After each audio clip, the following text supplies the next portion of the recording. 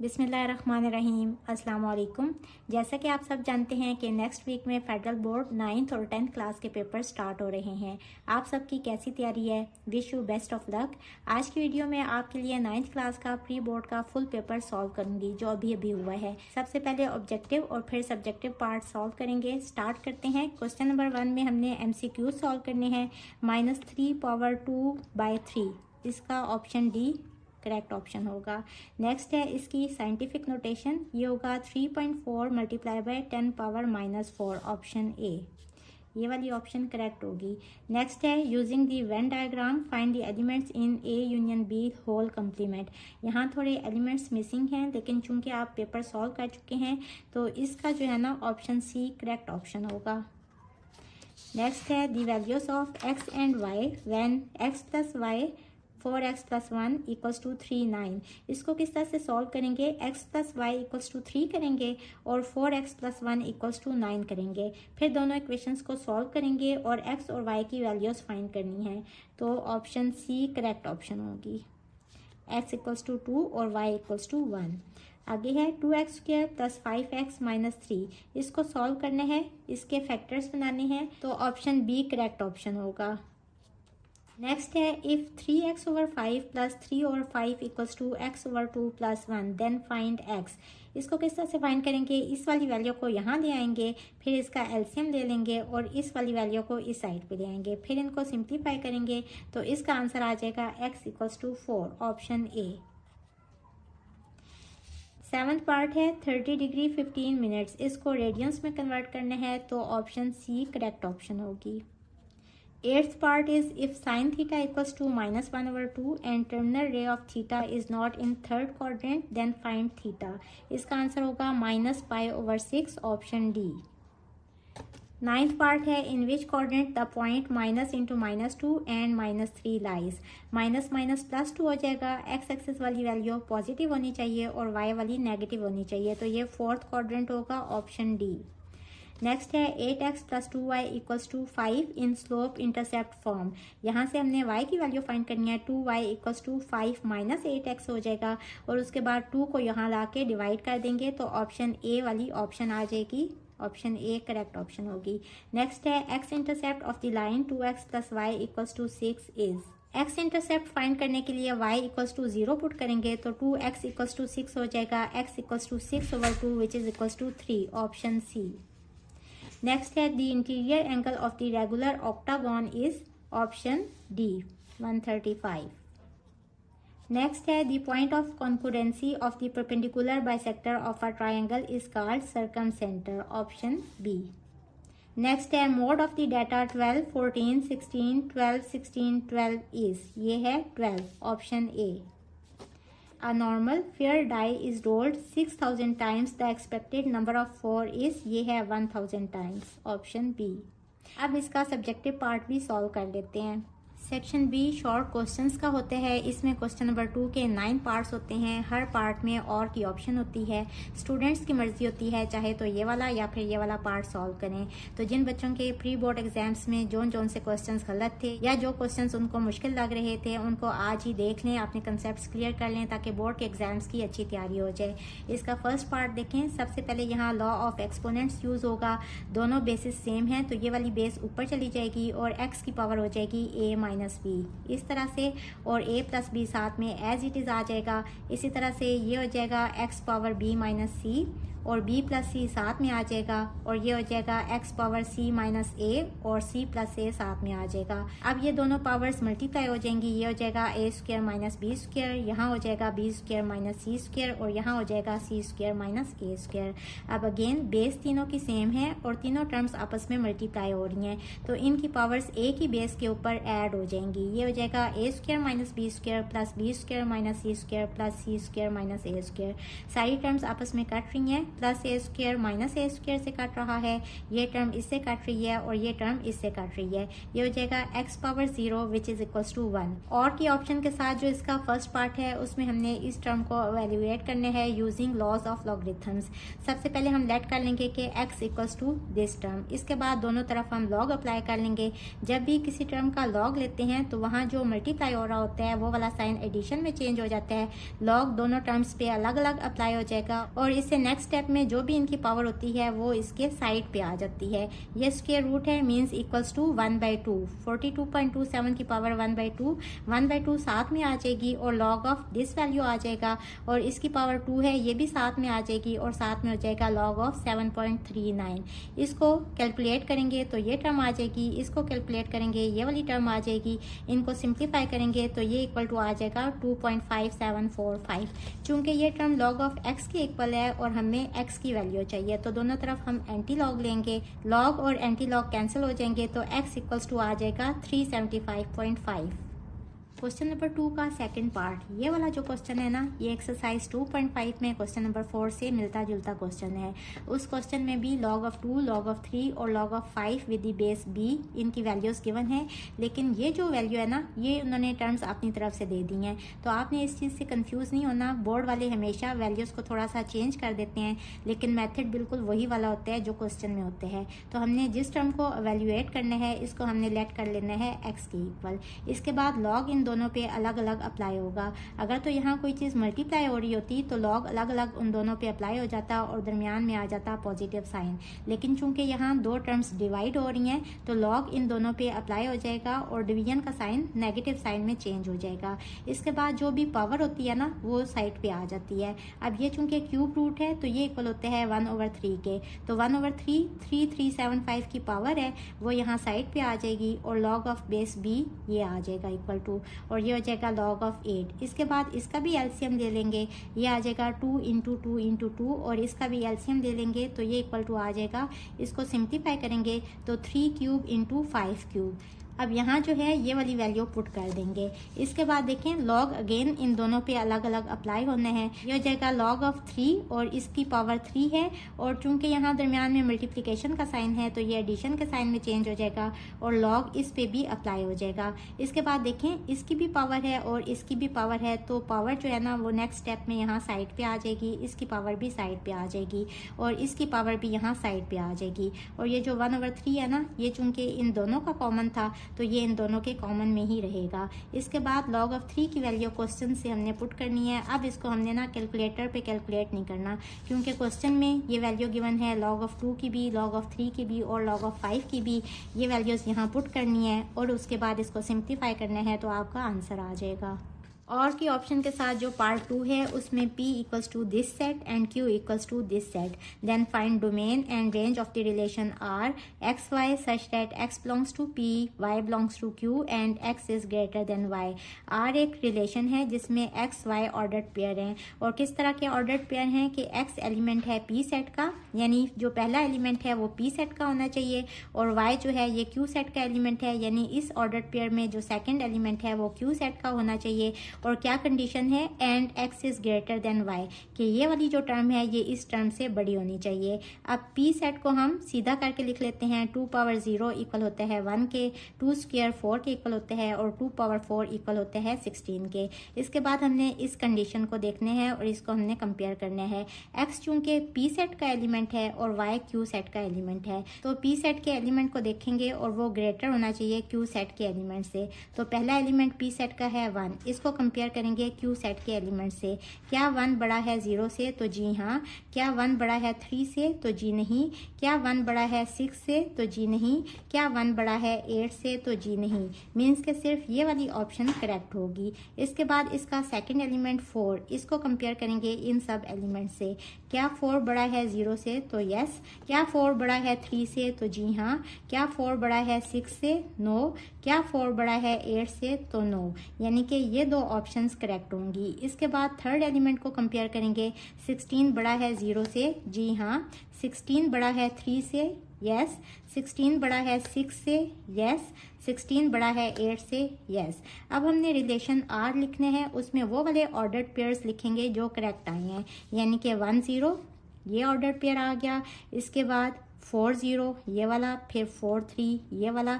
देखें जो first element है वो सेकंड एलिमेंट से बड़ा है, तो ये वाली जो कंडीशन है ना ये इसको सेटिस्फाई कर रही है। अब आगे 16 0, फिर 16 3, फिर 16 6 और फिर 16 8। इसके बाद हमने डोमेन और रेंज लिखनी है, वेरी इजी।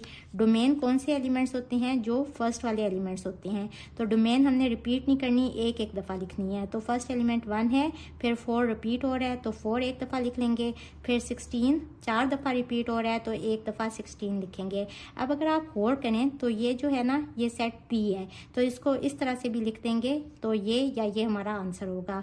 अब हमने रेंज लिखनी है, तो रेंज सेकंड एलिमेंट होते हैं और इसको भी हमने एक दफ़ा लिखने हैं अगर रिपीट हो रहा हो। अब देखें 0 रिपीट हो रहा है, इसको एक दफ़ा लिख लेंगे। 3 एक दफ़ा है, इसको लिख लेंगे। यहाँ भी एक दफ़ा है लेकिन हमने एक दफ़ा ही लिखना है। 0 को भी एक दफ़ा लिख लिया था।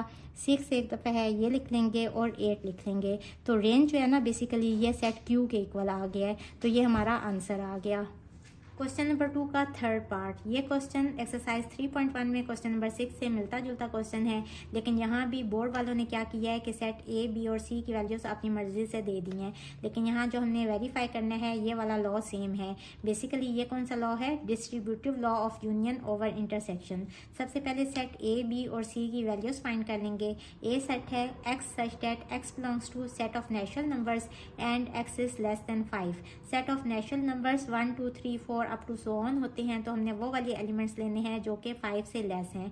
तो ए सेट में कौन कौन से एलिमेंट्स आ जाएंगे? 1 2 3 और 4। इसके बाद set B, y belongs to set of integers, y is greater than equals to -1 less than equals to 3। Integers होते हैं 0 प्लस -1 प्लस -2 प्लस -3, और चूंकि यहाँ और यहाँ दोनों तरफ इक्वालिटी का साइन भी है तो -1 और 3 भी इस सेट का हिस्सा होंगे। तो इसमें कौन से एलिमेंट्स आ जाएंगे? -1 0 1 2 और 3 ये वाले एलिमेंट्स। फिर सेट सी है z such that z belongs to whole numbers and z is less than 4। Whole numbers होते हैं 0 1 2 3 4 अप टू सो ऑन। हमने वो वाले एलिमेंट्स लेने हैं जो कि 4 से छोटे हैं, यानी कि 0 1 2 3। इसके बाद हम सबसे पहले लेफ्ट साइड ले लेंगे और ब्रैकेट को हमने पहले सॉल्व करने हैं। सबसे पहले हम b इंटरसेक्शन c फाइंड करेंगे, यानी इन दोनों सेट के जो कॉमन एलिमेंट्स हैं वो हमारे पास ये आंसर आ जाएगा। इसके बाद हमने इसका a सेट के साथ यूनियन फाइंड करने हैं, तो दोनों में जो कॉमन एलिमेंट्स होंगे वो आ जाएंगे। इसके बाद हमने राइट हैंड साइड लेनी है। सबसे पहले a यूनियन b फाइंड कर लेंगे, ये आंसर आ जाएगा। फिर हमें चाहिए a यूनियन c, तो हमारे पास ये आंसर आ जाएगा। फिर दोनों के जो आंसर्स आएंगे ना उनका हमने इंटरसेक्शन देना है, यानी कि इसका और इसका इंटरसेक्शन फाइंड करेंगे, तो इन दोनों में जो कॉमन एलिमेंट्स हैं वो आ जाएंगे। फिर हम इसको इससे कंपेयर करेंगे, तो देखें दोनों चूंकि सेम है, इट मीन्स कि left hand side equals to right hand side, means कि ये जो लॉ है ये सेटिस्फाई हो गया। ये हमारा क्वेश्चन सॉल्व हो गया है। इसके बाद नेक्स्ट पार्ट में हमने एलसीएम फाइंड करना है इसका और इसका। इसके भी फैक्टर्स बना लेंगे तो इसका ये आंसर आ जाएगा, और इसके फैक्टर्स बना लेंगे तो इसका ये आंसर आ जाएगा। फिर जो कॉमन फैक्टर्स होते हैं ना वो होते हैं HCF। दोनों के कॉमन फैक्टर्स कौन कौन से हैं? सिर्फ x - 2y, ये दोनों में कॉमन है, तो ये HCF आ गया। और एलसीएम क्या होते हैं? कॉमन फैक्टर भी एक दफ़ा लिख लेते हैं, ये कॉमन है, ये भी कॉमन है, एक दफ़ा इसको लिख लेंगे। और अनकॉमन फैक्टर्स भी एक एक दफ़ा लिख लेते हैं, तो 2 भी एक दफ़ा आ जाएगा, 3 भी एक दफ़ा आ जाएगा, x - 4y भी एक दफ़ा आ जाएगा, और x + 2y भी एक दफ़ा आ जाएगा। तो ये हमने HCF और एलसीएम फाइंड कर लिया। ये क्वेश्चन एक्सरसाइज 4.7 से लिया गया है। इस टर्म का हमने स्क्वायर रूट फाइंड करना है यूजिंग फैक्टराइजेशन मेथड।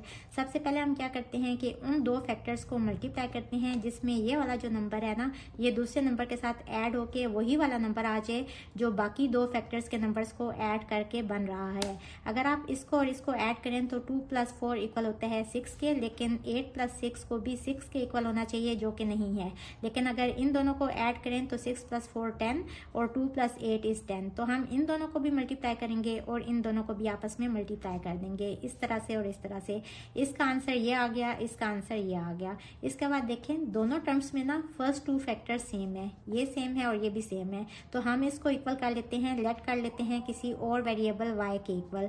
तो ये टर्म हो जाएगी इस सब की जगह पे y, तो y + 16, और ये हो जाएगा इस सब की जगह पे y, तो y + 24 और +16 साथ में एज इट इज आ जाएगा। इन दोनों को मल्टीप्लाई करेंगे करेंगे तो ये आ जाएगा और प्लस 16 साथ में आ जाएगा। इन दोनों को ऐड करेंगे तो 40y आ जाएगा, इन दोनों को ऐड करेंगे तो 400 आ जाएगा। अब इसको अगेन हमने फैक्टराइज करना है, या तो मिड टर्म ब्रेक वाला मेथड यूज़ करेंगे या फिर देख लेंगे कि क्या यहाँ स्क्वायर कंप्लीट हो रहा है या नहीं। देखें ये टर्म फर्स्ट टर्म का स्क्वायर, ये 20 का स्क्वायर, इसको देख लें ये 2ab वाली फॉर्म बन रही है या नहीं। 2 इंटू a यहाँ क्या है y और b यहाँ क्या है 20, तो देखें इनको मल्टीप्लाई करें तो 40y ही बन रहा है। और ये कौन सी फॉर्म बन रही है, a square plus 2ab plus b square which is equals to a plus b whole square. a यहाँ क्या है y और b यहाँ क्या है 20, तो ये हो जाएगा y प्लस 20 होल स्क्वायर। अब इसके बाद हम क्या करते हैं कि इसको रिप्लेस कर देते हैं y को इसकी ओरिजिनल वैल्यू इसके इक्वल, तो ये हो जाएगा y की जगह पे हम पुट करेंगे a स्क्वायर प्लस 10a और प्लस 20 साथ में एज इट इज़ आ जाएगा और इसका होल स्क्वायर है। इसके बाद ये टर्म किसके इक्वल है, ये क्वेश्चन के ही इक्वल है, तो इसके बाद मैंने क्वेश्चन लिखा है और इसको इस टर्म के इक्वल इस तरह से लिख दिया है। ये y नहीं है, अब ये अगेन a आ गया है, a square plus 10a plus 20 और इसका होल स्क्वायर। इसके बाद चूंकि हमने स्क्वायर रूट फाइंड करना है तो दोनों तरफ हम स्क्वायर रूट ले लेंगे, तो क्वेश्चन का स्क्वायर रूट इक्वल हो जाएगा plus minus square root of this term, ये इक्वल टू हो जाएगा प्लस माइनस, यहाँ स्क्वायर रूट से कट जाएगा और ये इसका आंसर आ जाएगा। नेक्स्ट जो और की ऑप्शन के साथ पार्ट 4 है उसमें हमने लीनियर इक्वेशन को सॉल्व करना है। ये बहुत इजी है। सबसे पहले ब्रैकेट को ओपन कर लेंगे, इसको सिंप्लीफाई कर लेंगे, ए वाली टर्म्स को इकट्ठा कर लेंगे, इनमें से ए कॉमन ले लेंगे और इन टर्म्स को ना हमने एलसीएम सेम करके सिंप्लीफाई करना है, तो ये वैल्यू आ जाएगी और इस वाली वैल्यू को हम इस साइड पे ले जाएंगे, इनका भी एलसीएम लेके इनको सिंप्लीफाई कर लेंगे। अब यहाँ से हमारे पास ये इसके इक्वल आ गया। अब चूंकि हमने ए की वैल्यू फाइंड करनी है, 3 यहाँ डिवाइड हो रहा है, इस साइड पे जाके मल्टीप्लाई हो जाएगा और इसी तरह से 7 यहाँ मल्टीप्लाई हो रहा है, इस साइड पे जाके डिवाइड हो जाएगा। 7 से कट किया तो आंसर क्या आ गया, -3/2। So this is our answer. Question number 2 का 5th पार्ट, ये एग्जाम्पल है, बुक से ली गई है। एक्सरसाइज 6.4 से पहले ये एग्जाम्पल है, इसको बुक से भी आप देख सकते हैं। सबसे पहले हमने यहाँ चूंकि ट्रिग्नोमेट्रिक आइडेंटिटीज यूज़ करनी है, हमें पता है sine square theta plus cos square theta equal होते हैं 1 के। इस टर्म को इस साइड पे ले जाएं तो साइन स्क्वायर थीटा इक्वल हो जाएगा 1 माइनस कॉस स्क्वायर थीटा। तो यहाँ साइन स्क्वायर चूंकि अल्फा है तो यहाँ थीटा की जगह अल्फा आ जाएगा, तो ये टर्म इक्वल हो जाएगी 1 माइनस कॉस स्क्वायर अल्फा। बाकी दोनों टर्म्स एज इट इज लिख लेंगे, इसकी जगह पे भी पुट कर देंगे इसकी value 1 minus cos square alpha और ये दोनों टर्म्स एज इट इज आ जाएंगी। इसके बाद देखें 1 और -1, ये दोनों टर्म्स कट की और बाकी ये दोनों टर्म्स ऊपर रहेगी और 1 और -3 इक्वल होते हैं -2 के। बाकी टर्म्स हमने एज इट इज लिख दी। अब ऊपर जो है ना वो कॉस अल्फा हमने कॉमन ले लेना है, नेगेटिव साइन भी कॉमन ले लेंगे, तो अंदर आ जाएगा कॉस अल्फा, यहाँ बच जाएगा और यहाँ -2 रह जाएगा और नीचे भी नेगेटिव साइन कॉमन ले लेंगे, अंदर टर्म आ जाएगी कॉस स्क्वायर अल्फा, यहाँ साइन चेंज हो जाएगा -3 कॉस अल्फा, यहाँ भी साइन चेंज हो जाएगा क्योंकि हमने नेगेटिव साइन कॉमन लिया है तो +2 आ जाएगा। नेगेटिव साइन कट जाएंगे, यहाँ कॉस अल्फा और ऊपर वाली टर्म एज इट इज आ जाएगी और नीचे देखें यहाँ इसको हमने ना फैक्टराइज करना है, इसको मिड टर्म ब्रेक वाले मेथड से सॉल्व करना है। 2 को यहाँ कोफिशिएंट 1 है उससे मल्टीप्लाई करेंगे तो 2 ही आ जाएगा और इसके जो फैक्टर्स यूज होंगे ना 2 के फैक्टर्स 1 × 2 यूज होंगे।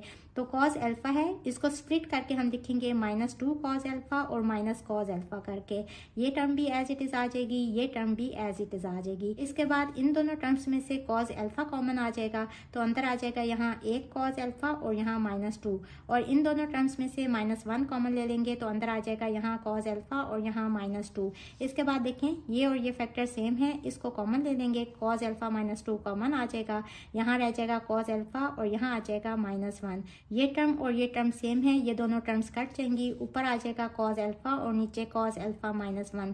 चूंकि हमने इसको राइट हैंड साइड के इक्वल प्रूव करने हैं, यहाँ है सेकेंड अल्फा, तो क्या करेंगे कि सबको ऊपर और नीचे कॉस अल्फा से डिवाइड कर देंगे।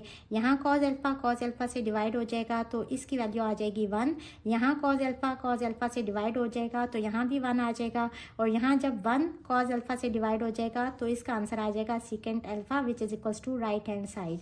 और के ऑप्शन के साथ जो फिफ्थ पार्ट है उसमें ए, बी और सी 3 पॉइंट्स दिए गए हैं और इन्फॉर्मेशन है आर 3 नॉन कोलिनियर पॉइंट्स। ये चूंकि 3 नॉन कोलिनियर पॉइंट्स हैं मीन्स कि ये एक लाइन के ऊपर लाई नहीं कर रहे। मैंने गलती से इनको एक लाइन के ऊपर ही ड्रॉ कर दिया है, लेकिन सपोज सी जो है ना वो इस जगह पे नहीं बल्कि इस जगह पे पॉइंट है, तो इन दोनों कोऑर्डिनेट्स को x2 और y2 कहने। और बी जो है ना ये इन्फॉर्मेशन गिवन है कि B is mid point of A C. A और सी का मिड पॉइंट है बी। अगर ये इस तरह से ट्रायंगल है ना सपोज, तो देखें बी जो है ये ए सी का मिड पॉइंट है। हमने वैल्यूज फाइंड करनी है ए और बी की, तो हम मिड पॉइंट फार्मूला यूज करेंगे। Mid point B equal to x1 plus x2 over 2 y1 plus y2 over 2। ये वाले कोऑर्डिनेट्स ये x1 और y1 की वैल्यूज हैं, ये x2 और y2 की वैल्यूज हैं। यहाँ वैल्यूज पुट कर देंगे। अब x कोऑर्डिनेट के इक्वल है यानी -1 इक्वल है इसके, और y कोऑर्डिनेट के इक्वल है यानी कि 5 इसके इक्वल है। यहाँ से b की वैल्यू और यहाँ से ए की वैल्यू आ जाएगी। तो इस क्वेश्चन को आप देख लें कि ये किस तरह से सॉल्व किया है। क्वेश्चन नंबर 2 का 6th पार्ट है। अ प्लेन इज 119 किलोमीटर वेस्ट। ये मैंने डायरेक्शंस ड्रॉ कर दी हैं। वेस्ट चूंकि ये वाली डायरेक्शन है और एयरपोर्ट से हमने डायरेक्शन फाइंड करनी है। सपोज ये एयरपोर्ट है और क्या कंडीशन गिवन है, अ प्लेन इज 119 किलोमीटर वेस्ट। चूंकि वेस्ट इस साइड पे है तो इस साइड पे प्लेन वेस्ट में कितने हैं 119 kilometre and 100 kilometre south of an airport, और साउथ ये वाली साइड है तो साउथ में कितना है 100 किलोमीटर।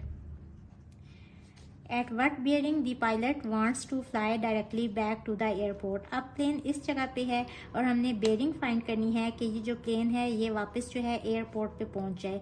और बेयरिंग बेसिकली क्या होती है, कौन से वाला एंगल होता है, ये नॉर्थ से ना उस जगह तक होता है। अब देखें ये वाली डायरेक्शन ये वाली है ना एयरपोर्ट तक की डायरेक्शन, और नॉर्थ ये वाली होती है साइड, देखें ये नॉर्थ है। तो हमने बेसिकली ये वाला एंगल फाइंड करना है। ये फाइंड करने के लिए अब हम tan थीटा यूज़ करेंगे। और देखें अगर हमने ये वाला एंगल फाइंड करना है ना तो ये बेस होगी, ये परपेंडिकुलर होगा और ये हाइपोटेन्यूज होगा।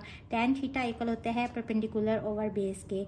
ये चूंकि बेस है ये परपेंडिकुलर है तो परपेंडिकुलर होगा 119 और बेस होगा 100। इसको सिंप्लीफाई करेंगे, theta equals to tan inverse of this value which is equals to 50.3। तो ये एंगल आ गया जिस पे पायलट ने एयरपोर्ट तक फ्लाई करके जाना है इस डायरेक्शन में। सो ये इसका आंसर आ गया है। नेक्स्ट पार्ट है फाइंड द वैल्यू ऑफ के if line passing through P-15 Q36 R09 SK4 R perpendicular. अगर लाइन जो है वो इस PQ और RS के परपेंडिकुलर है तो सबसे पहले PQ फाइंड कर लेंगे इसकी स्लोप का फॉर्मूला ये होता है। अब यहाँ P और Q वाले कोऑर्डिनेट्स लेने हैं। ये वाली वैल्यूज x1 y1 होंगी, ये वाली x2 y2 होंगी। इस फार्मूला में पुट करेंगे तो फर्स्ट लाइन की स्लोप आ गई 1/4। इसके बाद हमने r और s ये वाले कोऑर्डिनेट्स लेने हैं और यहाँ से भी हमने स्लोप फाइंड कर लेनी है।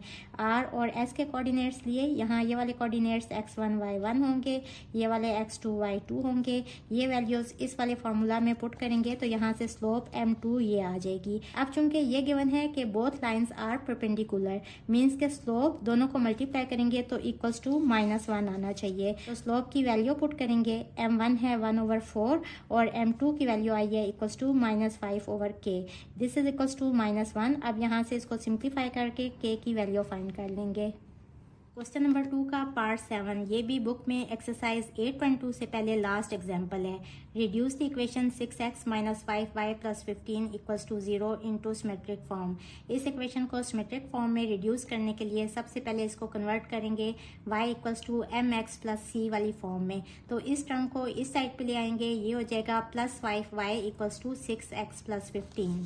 इस तरह से फिर 5 को भी यहाँ ले आएंगे, ये इन दोनों टर्म से यहाँ आके डिवाइड हो जाएगा तो y की वैल्यू इक्वल आ जाएगी 6/5x और ये इक्वल होता है 3 के, तो +3। अब इसको कंपेयर करेंगे y equals to mx + c से, तो m की वैल्यू 6/5 आ गई और c की वैल्यू 3 आ गई। अब m स्लोप इक्वल होते हैं a/b के।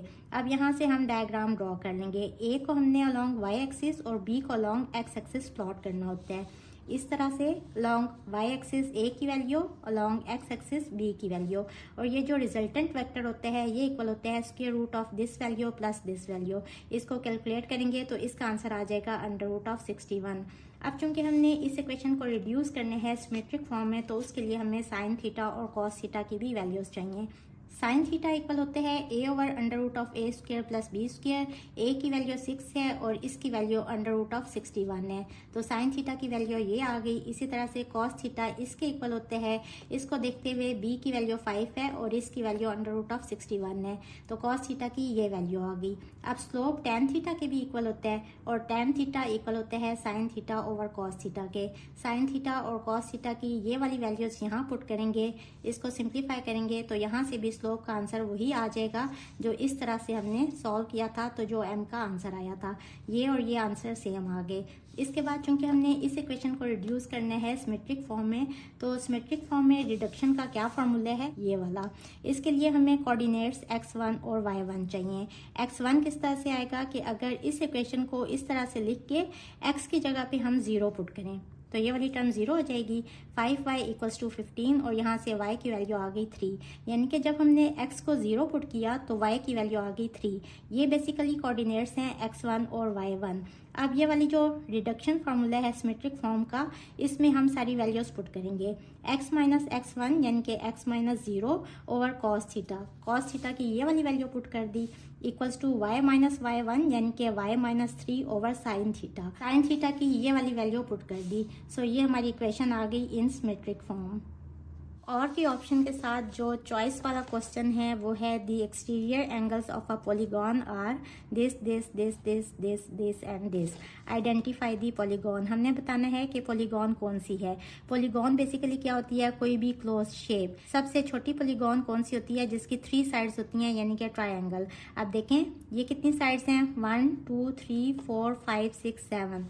तो ऐसी पॉलीगॉन जिसकी 7 साइड्स हों उसको क्या कहते हैं, हेप्टागॉन। तो इसके फर्स्ट पार्ट का आंसर है हेप्टागॉन।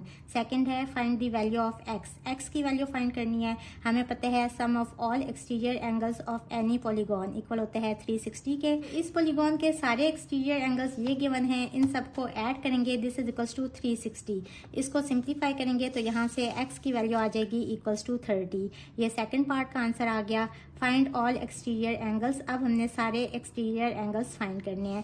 पहला एक्सटीरियर एंगल ये है x प्लस 3, इसमें x की जगह पे x की वैल्यू 30 पुट करेंगे तो पहला एक्सटीरियर एंगल 33 डिग्री आ गया। इसी तरह ये सेकंड एक्सटीरियर एंगल लेंगे x प्लस 5, इसमें x की वैल्यू पुट करेंगे 30 तो इसका आंसर 35 डिग्री आ गया।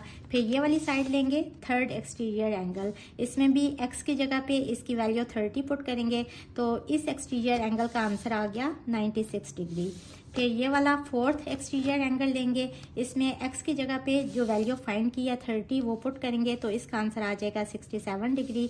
इसी तरह से यहाँ x की जगह पे वैल्यू पुट करेंगे 30 तो 30 प्लस 6 इक्वल्स टू 36, तो ये वाला एक्सटीरियर एंगल 36 डिग्री आ गया। यहाँ भी x की जगह पे 30 पुट करेंगे तो इसका आंसर 34 आ जाएगा इस तरह से। और लास्ट वाला एक्सटीरियर एंगल है 2x माइनस 1, इसमें भी x की वैल्यू पुट करेंगे तो इसका आंसर आ जाएगा 59 डिग्री। तो ये इसका नेक्स्ट पार्ट भी सॉल्व हो गया है। क्वेश्चन नंबर 2 का 8th पार्ट है a car rental company charges a fixed rental fee plus a mileage fee for each mile driven. एक कार रेंटल कंपनी है, वो कंपनी जहां से कार्स रेंट पे ली जाती हैं। एक तो वो किस तरह से चार्ज करते हैं कि फिक्स्ड रेंटल फी तो वो ज़रूर लेंगे ही लेंगे, प्लस साथ में कौन से पैसे लेंगे कि पर माइल, ईच माइल जितना आपने गाड़ी को चलाया वो पैसे भी साथ में ऐड करेंगे। The total cost for renting a car for 200 miles is $60। अब सपोज किसी बंदे ने कार रेंट पे ली और उसने 200 माइल्स चलाया, उसको उन्होंने पैसे चार्ज किए $60 and for 500 miles the total cost is $90। और किसी और बंदे ने इसी तरह गाड़ी रेंट पे ली और उसने 500 माइल्स चलाया, उसको उन्होंने पैसे चार्ज किए $90। What is the fixed rental fee per mile. तो हमने फिक्स्ड रेंटल फी पर माइल फाइंड करनी है। हम लेट कर लेते हैं फिक्स्ड रेंटल फी को f के इक्वल और माइलेज फी को m के इक्वल। अब फिक्स्ड रेंटल फी वो फी है जो उन्होंने चार्ज करनी ही करनी है। अब according to the first condition, जिस बंदे ने कार रेंट पे मिली, उसने 200 माइल्स चलाया और उसको चार्ज किए $60। तो 200 माइल्स प्लस फिक्स्ड रेंटल फ़ी यानी कि F प्लस 200M इक्वल होगा 60 के। ये फर्स्ट कंडीशन के अकॉर्डिंग एक इक्वेशन आ गई। और सेकंड कंडीशन क्या है, एंड फॉर 500 माइल्स यानी कि 500 इंटू M इक्वल होगा $90 के। इसमें भी हमने फिक्स्ड रेंटल फ़ी को ऐड करना है ना, तो सेकंड इक्वेशन क्या आ जाएगी, F plus 500M equals to 90। अब इन दोनों इक्वेशंस को अगर सब्ट्रैक्ट करें तो F वाली टर्म्स कट जाएंगी। 500M minus 200M equals to 90 minus 60 आ जाएगा। यहाँ से इसको सिंप्लीफाई करेंगे तो M की वैल्यू ये आ जाएगी। M क्या है, माइलेज फी यानी कि पर माइल वो कितना चार्ज कर रहे हैं, $0.1। ये वैल्यू इक्वेशन 1 में पुट कर देंगे तो यहाँ से F की वैल्यू आ जाएगी इक्वल्स टू 40। तो फिक्स्ड रेंटल फी इक्वल है F के विच इज़ $40 और माइलेज फी M है विच इज़ इक्वल्स टू $0.1। तो ये हमारा आंसर आ गया। इसका नेक्स्ट पार्ट है, marks of 3 students of class 10 in 4 subjects are given in the following table. इस टेबल में 4 स्टूडेंट्स हैं जिनके मार्क्स दिए गए हैं डिफरेंट सब्जेक्ट्स के। The weights of subjects according to their importance are also given below. इस जो टेबल है इसमें वेट्स भी दिए गए हैं। Find weighted mean of marks of each students. हर स्टूडेंट का वेटेड मीन फाइंड करना है। वेटेड मीन का क्या मतलब है कि W को हमने मल्टीप्लाई करना होता है X से और डिवाइड करना होता है समेशन W से। समेशन W यानी कि इन सब को ऐड करेंगे 4 + 3 + 2 + 1 तो इसकी वैल्यू आ जाएगी 10। समेशन W की वैल्यू आ गई 10। और उसके बाद हमने अली का वेटेड मीन सबसे पहले फाइंड करना है तो हम इस वैल्यू को इससे मल्टीप्लाई करेंगे। 95 × 4 = 380। इसी तरह इस वैल्यू को इससे मल्टीप्लाई करेंगे, ये वैल्यू आ जाएगी। 68 को 2 से मल्टीप्लाई करेंगे, ये वैल्यू आ जाएगी। इसको इससे मल्टीप्लाई करेंगे तो 56 ही आ जाएगा। इन सब को ऐड करेंगे इन आंसर्स को तो this is equals to 794 which is equals to summation WX। अब वेटेड मीन का क्या फॉर्मूला है, this is equals to summation WX divided by summation W। Summation WX की वैल्यू है 794, इसको डिवाइड करेंगे समेशन W यानी कि 10 से तो इसका आंसर ये आ जाएगा। ये तो अली का वेटेड मीन आ गया। इसी तरह मास का वेटेड मीन किस तरह से फाइंड करेंगे, इस वैल्यू को इससे मल्टीप्लाई करेंगे, फिर इसको इससे मल्टीप्लाई करेंगे, फिर इस वैल्यू को इससे मल्टीप्लाई करेंगे, फिर इस वैल्यू को इससे मल्टीप्लाई करेंगे। यहाँ चूंकि जगह कम थी तो मैंने इसको इस तरह से एक ही जगह पे मल्टीप्लाई किया है और उसके बाद इनका समेशन लेना होता है ना, तो इन सब वैल्यूज को ऐड कर दिया। ऊपर आ गया समेशन WX और नीचे समेशन W की वैल्यू है 10। इसको सिंप्लीफाई किया तो इसका आंसर आ गया 75 यानी कि मास का वेटेड मीन क्या आ गया 75। इसी तरह weighted mean of on find करेंगे। इस टर्म को इससे मल्टीप्लाई करेंगे, 53 को 3 से मल्टीप्लाई करेंगे, 59 को 2 से और 68 को 1 से मल्टीप्लाई करेंगे जैसे हमने यहाँ किया था। तो ये आ जाएगा WX। फिर हमें समेशन WX चाहिए, वो जो आंसर्स आएंगे ना उन सबको हमने ऐड करना है। यहाँ चूंकि जगह कम है तो मैंने यहाँ भी शॉर्टकट लगाया है। 73 को 4 से मल्टीप्लाई किया, इस तरह से इसको इससे मल्टीप्लाई किया, इस तरह से इसको इससे मल्टीप्लाई किया, इस तरह से और इसको इससे मल्टीप्लाई किया इस तरह से और सब वैल्यूज को ना ऐड कर दिया। तो ऊपर आ गया समेशन WX और नीचे समेशन W विच इज 10। इसको सिंप्लीफाई किया तो इसका भी आंसर आ गया 63.7। सेक्शन बी का लास्ट पार्ट है, show that medians of the triangle ABC are congruent where AB equals to 6 centimetre, angle B equals to 60 degree and BC equals to 5 centimetre. सबसे पहले हम AB line equals to 6 centimetre draw कर लेंगे। Draw line AB equals to 6 centimetre. इसके बाद point B पे compass को रखते हुए हमने 60 डिग्री का एंगल मार्क करना है। At point B construct an angle of 60 degree. इसके बाद हमने कंपास को 5 सेंटीमीटर जितना ओपन कर लेना है क्योंकि BC लेंथ गिवन है इक्वल्स टू 5 सेंटीमीटर और पॉइंट B पे कंपास को रखते हुए हमने इस तरह से एक आर्क मार्क करनी है और इस पॉइंट को हमने कह देना है C। Taking B as centre, mark an arc of 5 centimetre, name the point as C, join B to C। इसके बाद B को C से ज्वाइन कर देना है such that BC equals to 5 centimetre. ये लेंथ 5 सेंटीमीटर के इक्वल आ गई। Join A to C। इसके बाद इस पॉइंट को A से भी ज्वाइन कर लेना है और हमारे पास ट्राइंगल ABC आ गई। Triangle ABC is constructed. इसके बाद हमने क्या करना है कि BC का मिड पॉइंट फाइंड करना है। किस तरह से फाइंड करेंगे, सबसे पहले हम परपेंडिकुलर बाइसेक्टर ड्रॉ कर लेंगे कि BC की लेंथ से हाफ से ज्यादा कंपास को ओपन करेंगे पॉइंट बी पे रखते हुए इस तरह और इस तरह दो आर्क्स मार्क करेंगे। इसी तरह से पॉइंट सी पे रखते हुए इस तरह से दो आर्क्स मार्क करनी है जो पहले वाली आर्क्स को कट करें। फिर जिस पॉइंट पे ये कट हो रही हैं आर्क्स, इस पॉइंट और इस पॉइंट को ज्वाइन करेंगे। तो बेसिकली ये जो लाइन है ना, ये परपेंडिकुलर बाइसेक्टर ड्रॉ हो गया बीसी साइड का, और ये जिस पॉइंट पे बीसी साइड को टच कर रहा है बेसिकली ये पॉइंट जो है ये बीसी का मिड पॉइंट है विच इज एन। तो इसका कंस्ट्रक्शन स्टेप किस तरह से लिखेंगे, find mid point N of BC by drawing perpendicular bisector of BC, और इसके बाद हमने एन को ए से ज्वाइन कर देना है, join A to N. Similarly, find midpoints O and M of sides AC and AB respectively. इसके बाद हमने साइड AC और AB के भी मिड पॉइंट्स फाइंड करने हैं। AC के मिड पॉइंट को O का नाम दे देंगे और AB के मिड पॉइंट को M का नाम दे देंगे। O को B से और M को C से ज्वाइन कर देंगे। Join O to B and M to C. All medians A and OB and AN passes through point P. ये जो मीडियंस बन गए ना AN MC और OB, ये एक ही पॉइंट P से गुजर रहे हैं। तो यहाँ से हमारे पास क्या कंक्लूजन निकला, so medians of triangle ABC are concurrent. और की ऑप्शन के साथ जो चॉइस वाला क्वेश्चन है वो है a fair dice is rolled once.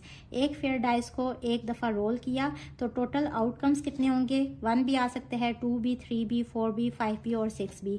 तो टोटल आउटकम्स यानी कि एन ऑफ एस इक्वल होगा 6 के। इसके बाद हमने फाइंड करनी है प्रोबेबिलिटी अगर एलसीएम लें 2 और 3 का। तो सबसे पहले एलसीएम ऑफ 2 एंड 3 फाइंड कर लेंगे विच इज इक्वल्स टू 6। अब यहाँ 6 आने के कितने चांसेस हैं, एक ही चांस है ना, और टोटल सैंपल स्पेस या टोटल आउटकम्स हैं 6, तो इसका आंसर आ जाएगा 1/6। सेकेंड पार्ट है HCF ऑफ 2, 4 एंड 6। सबसे पहले 2, 4 और 6 का HCF फाइंड कर लेंगे। ये किस तरह से फाइंड करते हैं कि इस तरह से हमने एलसीएम लेना होता है 2, 4 और 6 का, और हमने वहाँ तक डिवाइड करना होता है जहाँ तक ये तीनों एक ही नंबर पे एक ही टेबल पे डिवाइड हो जाए। तो इसके बाद देखें ये 2 पे अलग सिर्फ ये वाली टर्म डिवाइड हो रही है और ये वाली टर्म अलग से 3 पे डिवाइड हो रही है। तो मीन्स के यही कॉमन फैक्टर है इन तीनों का। तो HCF इन तीनों का क्या आ गया, 2। और यहाँ से फेवरेबल आउटकम्स कितनी है, यानी कि 2 कितनी दफ़ा आ सकता है, एक ही दफ़ा आ सकता है, और टोटल आउटकम्स कितनी है 6। तो इसकी प्रोबेबिलिटी भी आ गई 1/6। नेक्स्ट है अब प्राइम नंबर। प्राइम नंबर आने के कितने चांसेस हैं। अब इसमें प्राइम नंबर्स कौन कौन से हैं, एक तो है 2, एक 3 है और एक 5 है, यानी कि वो नंबर्स जो सिर्फ 1 पे और अपने आप पे डिवाइड होते हैं। ये प्राइम नंबर्स आ गए। अब फेवरेबल आउटकम्स कितने हैं, 1, 2, 3, और टोटल सैंपल स्पेस है 6, यानी कि 3/6 which is equal to 1/2। Next है an odd number. Odd number आने के कितने चांसेस हैं, ऑड नंबर कौन कौन से हैं, 1 है, 3 है, 5 है, यानी कि यहाँ भी नंबर ऑफ फेवरेबल आउटकम्स कितने हैं 3, और टोटल आउटकम्स या टोटल सैंपल स्पेसिस कितनी है 6। तो इसका आंसर आ गया 3/6 which is equal to 1/2। Section C में 3 क्वेश्चंस होते हैं, 3 लॉन्ग क्वेश्चंस, क्वेश्चन नंबर 3, 4 और 5। हर क्वेश्चन में और की ऑप्शन होती है, चॉइस होती है कि चाहे ये वाला या फिर ये वाला क्वेश्चन सॉल्व करें। स्टार्ट करते हैं। Question number 3 is show that A12, B52, C56 and D16 are vertices of a square and prove that triangle ABC and triangle ABD are right triangles. सबसे पहले तो हम डायग्राम को ड्रॉ कर लेंगे और हमने ये प्रूव करना है कि अगर ये एक स्क्वायर है तो मीन्स कि इसकी सारी साइड्स इक्वल लेंथ की होंगी। तो यूजिंग डिस्टेंस फार्मूला जब हम AB लेंथ फाइंड करेंगे तो ये वाले कोऑर्डिनेट्स x1, y1 और ये वाले x2, y2 की वैल्यूज होंगी। ये वैल्यूज यहाँ पुट कर दें। 5 - 1 का स्क्वायर इस तरह से, प्लस 2 - 2 का स्क्वायर इस तरह से, और इसका होल स्क्वायर रूट। इसका आंसर आ जाएगा 4। इसी तरह से BC लेंथ फाइंड कर लेंगे, CD और DA लेंथ फाइंड कर लेंगे। सारी साइड्स इक्वल लेंथ की आ गई। इसके बाद डायगोनल्स की लेंथ भी फाइंड कर लेंगे। AC इक्वल्स टू 5 - 1 का स्क्वायर इस तरह से, प्लस 6 - 2 का स्क्वायर इस तरह से। इसका आंसर ये आ जाएगा। इसी तरह से BD डायगोनल की लेंथ भी फाइंड कर लेंगे इस तरह से। अब देखें ये जो है ना स्क्वायर की दोनों प्रॉपर्टीज को सेटिस्फाई कर रहा है। एक तो ये कि all sides are equal, opposite sides नहीं ऑल साइड्स आर इक्वल, यानी कि AB equals to CD equals to BC equals to DA। सबका आंसर 4 आया है और डायगोनल्स भी इक्वल हैं, यानी कि AC इक्वल्स टू BD। यहाँ से हमारे पास रिजल्ट आ गया। सो ABCD इज अ स्क्वायर।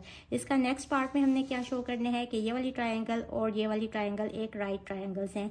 अगर ये दोनों राइट ट्रायंगल्स हैं तो मीन्स कि ये पैथागोरस थ्योरम को सेटिस्फाई करेंगी। अगर तो ये वाली ट्रायंगल लें तो इसमें पैथागोरस थ्योरम यूज करते हुए AC² equal to AB² plus BC²। सारी साइड्स हम फाइंड कर चुके हैं। यहाँ वैल्यूज पुट करेंगे, इसको सिंप्लीफाई करेंगे, लेफ्ट साइड इक्वल आ गई राइट साइड के। इसी तरह इस ट्राइंगल ADC में AC square equals to AD square plus DC square, यहाँ भी वैल्यूज पुट करेंगे, इसको सिंप्लीफाई करेंगे तो लेफ्ट साइड इक्वल आ गई राइट साइड के। मीन्स के triangle ABC and triangle ABD satisfies Pythagoras theorem, so both are right triangles. इसका और के ऑप्शन के साथ जो नेक्स्ट पार्ट है क्वेश्चन नंबर 3, इसमें हमने इसको फैक्टराइज करने हैं। यहाँ देखें परफेक्ट स्क्वायर बन रहा है x + 2 होल स्क्वायर, यहाँ भी परफेक्ट स्क्वायर बन रहा है x - 5 होल स्क्वायर। इसको मिड टर्म ब्रेक वाली मेथड से और इसको भी मिड टर्म ब्रेक वाली मेथड से फैक्टराइज कर लेंगे। इसके ये वाले फैक्टर्स आ गए इस तरह से। इसके बाद इसको 2 दफ़ा इस तरह से स्प्लिट करके लिख लेंगे, इसको भी इसी तरह 2 दफ़ा लिख लेंगे। और डिवीजन का साइन जब मल्टीप्लिकेशन में चेंज होगा तो ये वाली टर्म ऊपर चली जाएगी और ये वाली टर्म नीचे आ जाएगी। अब ये इससे कट गया और ये इससे कट गया, जो लेफ्ट टर्म्स रह गई उनको लिख लेंगे। अब इन दोनों के बीच में पॉजिटिव साइन है तो इनका एलसीएम ले लेंगे। एलसीएम सेम है तो ऊपर यही वाली टर्म्स आ जाएंगी और यहाँ 4 कॉमन ले लेंगे यहाँ से, तो अंदर आ जाएगा 2x² - 3। इसके बाद इसको सिंप्लीफाई करेंगे, इसका आंसर आ जाएगा यहाँ से देखें 2x - 3 और देखें यहाँ भी x + 3 है, यहाँ भी x + 3 है, ये इससे कट जाएगा और नीचे ये वाली टर्म आ गई। So this is our answer. Question number 4. Find an equation of line passing through point of intersection of lines 2x + 3y - 5 = 0 and x + 4y + 6 = 0 and passing through the points -2, 1।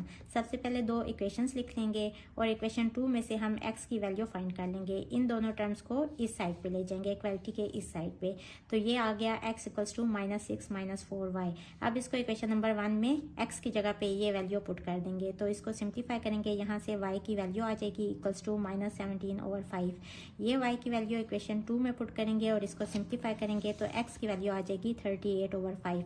अब एक point of intersection क्या आ गया 38/5 और -17/5, और एक question में given है -2 और 1। इन दोनों को यूज करते हुए हम स्लोप फाइंड कर लेंगे। स्लोप इक्वल होती है y2 - y1 / x2 - x1। ये वाली वैल्यूज x1 y1 की और ये वाली x2 y2 की होती हैं, तो 1 - इंटू -17/5 और -2 - 38/5। इस तरह से इसको सिंप्लीफाई करेंगे तो स्लोप इक्वल आ गई -11/24 के। अब using point slope form with point -2, 1, ये वाला पॉइंट गिवन है तो पॉइंट स्लोप फॉर्म यूज करेंगे। y - y1 यानी कि y - 1 इक्वल्स टू m की जगह पे ये वैल्यू पुट करेंगे और x - x1 की जगह पे ये वैल्यू पुट करेंगे। इसको सिंप्लीफाई करेंगे तो ये हमारी इक्वेशन आ गई। इसके बाद और की ऑप्शन के साथ जो चॉइस वाला क्वेश्चन है वो है a lighthouse is 300 metre above sea level. एक लाइट हाउस है, ये लाइट हाउस है जो कि 300 मीटर्स अबव है सी लेवल से। Angles of depression of 2 boards from the top of the light houses are 30 degree and 45 degree respectively. 2 boards हैं, suppose यहाँ से ये वाली बोर्ड नज़र आ रही है ए और ये वाली बोर्ड नज़र आ रही है बी। इनका एंगल ऑफ डिप्रेशन किस तरह से हम देते हैं कि यहाँ से जो लाइन ऑफ साइट होती है ना, यानी कि आपके बिल्कुल सीध में ये जो लाइन है ये 30 डिग्री है जो उन्होंने पहली बोर्ड का एंगल दिया हुआ है, और दूसरी बोर्ड का एंगल कितना है, यानी कि यहाँ से यहाँ तक ये एंगल है 45 डिग्री। अब देखें ये लाइन और ये लाइन पैरेलल है, मीन्स के ये जी शेप बन रही है ना, तो ये ऑल्टरनेट एंगल्स हैं। अगर ये 30 डिग्री है तो ये 30 डिग्री होगा, और अगर ये 45 डिग्री है तो ये वाला भी 45 डिग्री होगा। If line joining the boards passes through the foot of the light house, यानी जो लाइन इन 2 बोर्ड्स को ज्वाइन कर रही है वही लाइन अगर सीधी इस टावर हाउस के, इस लाइट हाउस के फुट को भी ज्वाइन कर रही है, यानी कि अगर ये जो लाइन है ये स्ट्रेट लाइन है तो हमने क्या फाइंड करना है, find the distance between boards. हमने ये वाला डिस्टेंस फाइंड करना है 2 बोर्ड्स के बीच वाला। When they are on the same side of the light house, अगर ये दोनों बोर्ड्स लाइट हाउस के एक ही साइड पे हैं, यानी ऐसा नहीं है कि यहाँ लाइट हाउस है तो एक बोर्ड इस साइड पे हो और दूसरी बोर्ड इस साइड पे हो, दोनों एक ही साइड पे हैं, तो हम लेट कर लेते हैं कि ये वाला जो डिस्टेंस है AC ये इक्वल है x1 के। अब अगर हम इस वाली ट्रायंगल को देखें तो यूजिंग tan थीटा, और थीटा यहाँ क्या है 30 डिग्री, तो tan theta equals to perpendicular over base, यानी कि 300/AC, और AC को हमने लेट किया है x1 के। यहाँ से हमारे पास x1 की वैल्यू ये आ जाएगी। अब इसके बाद हम ये वाली ट्रायंगल को यूज करेंगे, चूंकि ये जो लाइन है ना, ये वाली ये स्ट्रेट लाइन है फुट ऑफ लाइट हाउस के, मीन्स के ये वाला एंगल 90 डिग्री के है, तो यहाँ हम ट्रिग्नोमेट्रिक रेशियोज यूज कर सकते हैं। तो यहाँ tan 45 इक्वल होगा परपेंडिकुलर ओवर ओवर बेस यानी कि 300 मीटर ओवर BC कितना है x2 के इक्वल है। यहाँ से x2 की वैल्यू फाइंड कर लेंगे, इसको सिंप्लीफाई कर लेंगे। अब हमने ये डिस्टेंस फाइंड करना है। अगर हम इस पूरे डिस्टेंस में से यानी कि AC डिस्टेंस में से अगर हम ये वाला डिस्टेंस माइनस कर लें, AC डिस्टेंस कितना है x1, इसमें से माइनस करें BC यानी कि x2 वाला डिस्टेंस, ये वाला डिस्टेंस, तो AC में से ये वाला डिस्टेंस माइनस हो जाएगा तो हमारे पास डिस्टेंस आ जाएगा बिटवीन टू बोर्ड्स AB। तो हम क्या करेंगे, x1 माइनस x2, x1 और x2 की वैल्यूज हम ऑलरेडी फाइंड कर चुके हैं तो यहाँ पुट करेंगे और ये आंसर आ गया। ये क्वेश्चन बिल्कुल सेम है, एक्सरसाइज 9.7 में क्वेश्चन नंबर 6 है उसकी तरह का क्वेश्चन है। सिर्फ ये फ़र्क है कि यहाँ उन्होंने लेंथ खुद दे दी है लेकिन वहाँ उन्होंने कहा है कि अपनी मर्जी की लेंथ ले लें। Draw an equilateral triangle ABC where AC equals to 6 centimetre. सबसे पहले हमने AC line equals to 6 centimetre draw कर लेनी है। इसके बाद चूंकि हमें पता है कि since triangle ABC is an equilateral triangle so all sides are equal in length. ये गिवन है कि ये एक इक्विलेटरल ट्राइंगल है तो सारी साइड्स इक्वल लेंथ की होंगी। Open a compass of length 6 centimetre, तो हमने कंपास को 6 सेंटीमीटर जितना ओपन कर लेना है एंड विद सेंटर C और C पे रखते हुए मार्क एन आर्क, एक आर्क मार्क करनी है इस तरह से। इसी तरह से with centre A draw an other arc of length 6 centimetre using compass. Compass use करते हुए A पे रखते हुए एक और आर्क मार्क करनी है जो कि पिछली वाली आर्क को कट करे। इस पॉइंट को हम B का नाम दे देंगे। Let the point where these two arcs meet is B, join B to A and C। इसके बाद B को A से और B को C से ज्वाइन कर लेना है। अब इसका फर्स्ट पार्ट है draw right bisectors of any two sides and locate a point P where both bisectors meet. सबसे पहले हम किसी भी दो साइड के राइट बाइसेक्टर्स ड्रॉ कर लेंगे। मैंने AC और BC का राइट बाइसेक्टर ड्रॉ किया है। ये जो ब्लू वाली लाइंस है ना, ये राइट बाइसेक्टर्स हैं AC और BC के। राइट बाइसेक्टर किस तरह से ड्रॉ करते हैं कि कंपास को AC की लेंथ से हाफ से ज़्यादा इतना ओपन कर लेंगे, दो आर्क्स ऐसे और ऐसे मार्क करेंगे, फिर कंपास को हिलाना नहीं है, C पे रखते हुए दो और आर्क्स मार्क करेंगे कि वो पिछली वाली आर्क्स को कट करें। इन पॉइंट्स को ज्वाइन कर लेंगे। तो ये मैंने राइट बाइसेक्टर ड्रॉ कर दिया AC साइड का। इसी तरह से BC साइड का ये वाला राइट बाइसेक्टर ड्रॉ कर लिया। ये दोनों राइट बाइसेक्टर्स जिस पॉइंट पे मीट कर रहे हैं इसको हमने पॉइंट P का नाम दे देना है। तो draw right bisectors of AC and BC. The point where these two right bisectors meet is P. इसका नेक्स्ट पार्ट है draw angle bisectors of any two vertices and locate a point Q where bisectors meet. इसके बाद हमने किसी भी दो vertices के angle bisectors find करने हैं।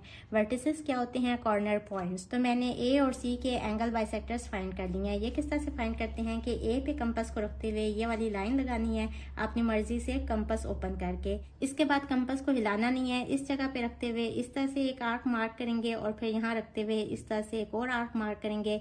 ये पॉइंट जहाँ ये दोनों आर्क्स मीट कर रही हैं इसको इस पॉइंट A से ज्वाइन कर लेंगे और इस तरह से एक्सटेंड कर देंगे। तो ये मैंने एंगल बाइसेक्टर ड्रॉ कर दिया वर्टिस A का। इसी तरह से एंगल बाइसेक्टर ड्रॉ कर लेंगे वर्टिक्स C का, ये वाला। Draw angle bisectors of vertices A and C। The point where these two angle bisectors meet is Q। इस पॉइंट को हमने Q का नाम दे दिया। नेक्स्ट पार्ट है what is the relation between locus of P and Q। P और Q ये जो दो पॉइंट्स हैं इनका आपस में क्या रिलेशन है। अब देखें P और Q ये दोनों एक ही पॉइंट्स हैं ना, तो हम देखेंगे P and Q are the same point यानी कि सेंटर ऑफ द ट्राइंगल। तो इस तरह से आप इसका आंसर लिख देंगे। देखिए मैं आपके लिए कितनी ज़्यादा एफर्ट कर रही हूँ। कल आपका बोर्ड का पेपर है तो उस पेपर में अच्छी परफॉर्मेंस के लिए मैंने आपके लिए पूरा प्री बोर्ड का पेपर सॉल्व किया है ताकि जिस स्टूडेंट की जोन सी प्रॉब्लम्स हैं वो उनको क्लियर कर लें ताकि कल के पेपर में आपके मार्क्स बहुत अच्छे आ जाएं। तो आपने भी मेरी एफर्ट्स का सिला देना है और मेरे चैनल को सब्सक्राइब करना है। स्टार्ट करते हैं जी। सेक्शन C का लास्ट क्वेश्चन है क्वेश्चन नंबर 5। इसमें फ्रीक्वेंसी डिस्ट्रीब्यूशन टेबल गिवन है और हमने फाइंड करना है मीडियन ऑफ द डाटा। सबसे पहले तो हमें क्लास बाउंड्रीज चाहिए क्योंकि ये दोनों वैल्यूज ये और ये सेम नहीं है। तो हम कैसे क्लास बाउंड्रीज फाइंड करते हैं? इस वैल्यू में से इसको माइनस करते हैं, इसका आंसर 1 आ जाता है। उसको डिवाइडेड बाई 2 करेंगे तो 0.5 आ गया। इस 0.5 को इसमें से माइनस करेंगे तो 1 माइनस 0.5 इज 0.5 और इसमें ऐड करते जाएंगे। 10 प्लस 0.5 इज़ 10.5। इसी तरह से 11 में से माइनस करेंगे तो ये आ जाएगा, 10 में प्लस करेंगे 0.5 तो ये आ जाएगा। इसी तरह से ये सारी क्लास बाउंड्रीज फाइंड कर लेंगे। और हमें एक और कॉलम चाहिए कम्युलेटिव फ्रीक्वेंसी का। First frequency as it is लिख लेंगे, फिर इसमें ये वाली ऐड करेंगे ये आ जाएगा, इसमें इसको ऐड करेंगे ये आ जाएगा, इसमें इसको ऐड करेंगे ये वैल्यू आ जाएगी। 61 + 15 इज़ 76, 76 + 5 इज़ 81, 81 + 4 इज़ 85 और इन सबको भी ऐड कर लेंगे तो समेशन एफ पी इक्वल आ जाएगा 85 के। इसके बाद हमें मीडियन पोजीशन फाइंड करनी है विच इज इक्वल्स टू n/2 और चूंकि ये ग्रुप डाटा है इसमें फ्रीक्वेंसी भी गिवन है तो this is equals to summation f/2 which is 85/2 equals to 42.5। अब ये जो वैल्यू है ना इसको हमने कम्युलेटिव फ्रीक्वेंसी वाले कॉलम में देखना है। देखें यहाँ है 40 और यहाँ है 61 मीन्स के 42.5 इस जगह पे लाई कर रहा है। तो ये वाली जो क्लास है ये मीडियन क्लास होगी। सबसे पहले मीडियन का फॉर्मूला लिख लेंगे, ये फार्मूला लिख लिया। अब इसमें एल क्या है, ये lower class boundary of median class है विच इज़ क्लास बाउंड्री में हमने देखना है विच इज़ 30.5। ये अपर क्लास बाउंड्री होती है, ये लोअर क्लास बाउंड्री होती है, हमें चाहिए लोअर क्लास बाउंड्री। इसके बाद एच क्या है, ये है क्लास इंटरवल साइज, इसमें से इसको माइनस करेंगे तो इसका आंसर आ गया 10। इसके बाद एफ क्या है, ये है मीडियन क्लास की frequency which is 21। n/2 basically यही वाली वैल्यू होती है। और सी क्या है, ये है cumulative frequency of previous class, इससे पिछली वाली क्लास की कम्युलेटिव फ्रीक्वेंसी विच इज़ 40। तो ये सारी वैल्यूज यहाँ पुट कर देंगे तो मीडियन का आंसर आ गया इक्वल्स टू 31.69 kg। ये हमारा प्री बोर्ड का पेपर फुल सॉल्व हो गया। उम्मीद करती हूँ कि जिन स्टूडेंट्स के प्रॉब्लम्स थे वो आज का लेक्चर देख के क्लियर हो गए होंगे। कल के पेपर के लिए बेस्ट ऑफ लक। घबराना नहीं है, बहुत अच्छे से पेपर सॉल्व करने हैं, इंशाल्लाह ताला बहुत अच्छे मार्क्स आएंगे। जाने से पहले मेरे चैनल को सब्सक्राइब करना मत भूलिएगा। अल्लाह हाफिज़।